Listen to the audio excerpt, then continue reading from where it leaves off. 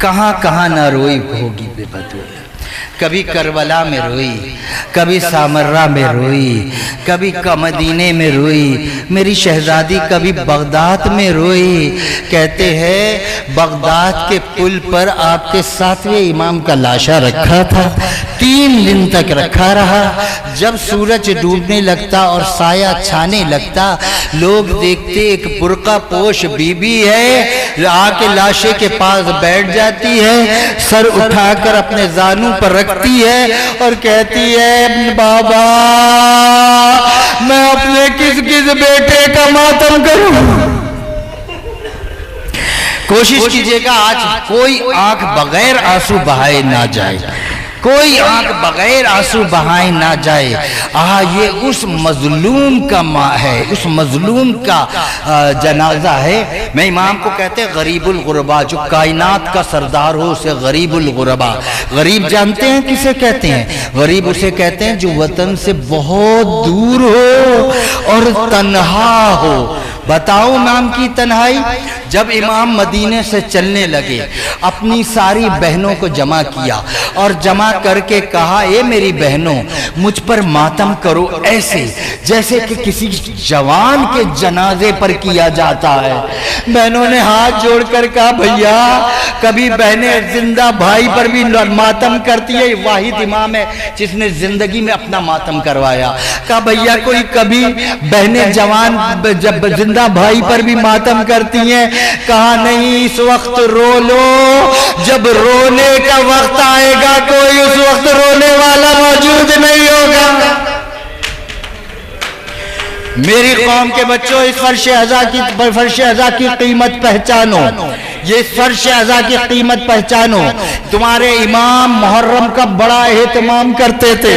جب محرم آتا تھا نا، امام سر پر عمامہ نہیں پہنتے، پیروں میں نالین نہیں پہنتے، ایسے ہی برہنہ پا بازار میں نکل جاتے۔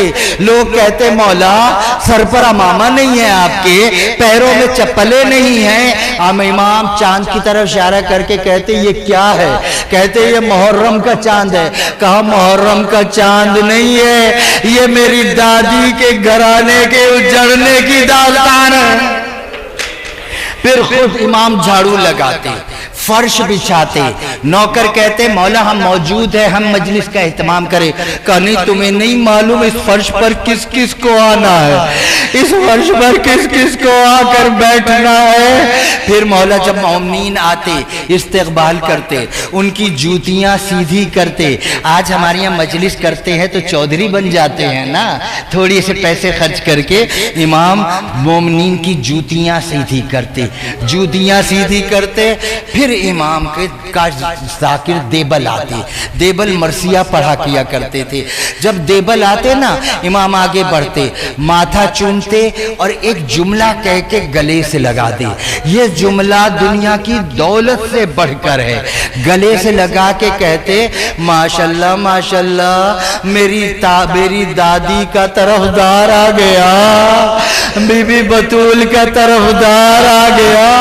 پھر کہتے دیبل تو محرم میں کوئی آ گیا، تم نے کوئی مرثیہ کہا مولا ایسا کیسے ممکن ہے محرم آ جائے اور میں مرثیہ نہ کہوں، نیا تازہ مرثیہ لکھ کر لایا ہوں۔ کہا دیبل بیٹھ جا ممبر پر۔ کہا مولا آپ کہاں بیٹھیں گے؟ کہا میں زمین پر بیٹھوں گا۔ ہاتھوں کو جوڑ کر کہا مولا میں ممبر پر بیٹھوں، آپ زمین پر بیٹھے؟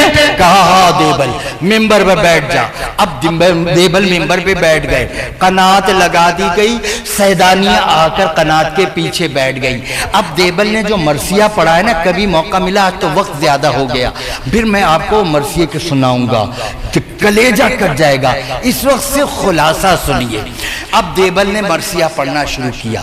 مرثیے کے بند اس طرح کے تھے، اے بی بی بطول ذرا قبر سے نکل کر دیکھو تمہارے گلستان کی کیسی کیسی کلیاں صحرا میں بکھر گئی۔ پھر اس کے بعد دیبل نے مولا علی کی شہادت پڑھی، پھر دیبل نے مولا حسن کی پڑھی، پھر امام حسین کی پڑھی، پھر امام زین العابدین کی پڑھی۔ ایک ایک امام کی پڑھتے گئے، یہاں تک کہ امام موسیٰ کاظم کی شہادت پڑھ لی۔ جب پڑھ لی نا، اپنا بستہ سمیٹا اور منبر سے اترنے لگے۔ امام کھڑے ہو گئے، کہا دیبل اور پڑھ۔ کہا مولا مرثیہ ختم ہو گیا، آپ کے بابا کی شہادت پڑھ لی، مرثیہ ختم ہو گیا۔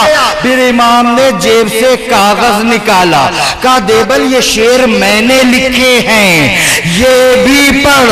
اب جو دیبل نے شعر دیکھے تو اس میں لکھا تھا، اے بی بی بطول قبر سے نکل کر دیکھ، تیرا ایک غریب بیٹا، تو اس میں زہر دیا جائے گا، تو اس میں دفن ہوگا۔ دیبل نے رو کر کہا مولا یہ کون سا بیٹا ہے جو تو اس میں دفن ہوگا؟ امام نے سر پیٹ کر کہا دیبل یہ تیرا امام رضا ہے، غربت میں مارا جائے گا۔ دیبل نے وہ شعر پڑھے، بی بی بطول قبر سے نکل کر دیکھ، تیرا ایک غریب بیٹا تو اس میں دفن کیا جائے گا، تنہائی میں مارا جائے گا۔ امام نے کہا دیبل پھر پڑھ۔ دیبل نے پھر یہ شعر پڑھا، بی بی بطول نکل کر دیکھ، تیرا ایک غریب بیٹا تو اس میں دفن کیا جائے گا۔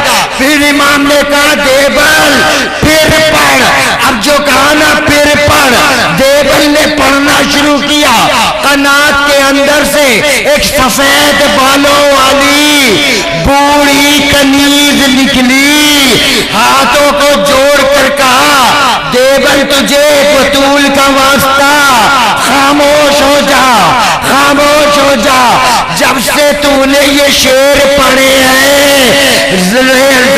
رضا کی بہنیں کوئی ادھر بے ہوش ہو کے گر رہی ہے، کوئی ادھر بے ہوش ہو کے گر رہی ہے۔ عزاداروں جنازہ اٹھاؤ، بھائی کا جنازہ جب اٹھتا ہے بہنیں ضرور آتی ہیں نا، رضا کی بہنیں بھی کسی گوشے میں بیٹھی ماتم کر رہی ہوں گی، اور ایک بہن قم سے چلی ہوگی، یہ کہہ کے چلی ہوگی رضا میں مشہد تو نہ آ سکی، ولی عصر میں تیرا جنازہ اٹھانے آئی ہو، بی بی معصوم ہے کو ہم سے پرسہ قبول